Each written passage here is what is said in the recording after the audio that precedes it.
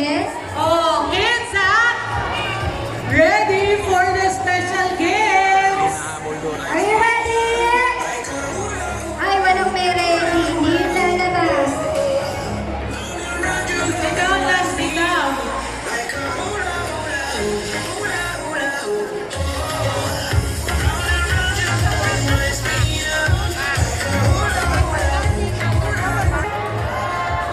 Ready na ba kayo para kay best friend Jollibee? Ayan, so... Oh, ayun na, ha? So, bago natin introduce si best friend Jollibee, palakpakan muna tayo para naman marinig ni Jollibee na welcome po siya dito. Ayan.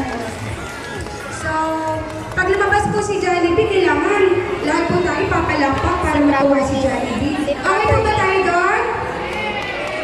Okay po ba? Sit properly.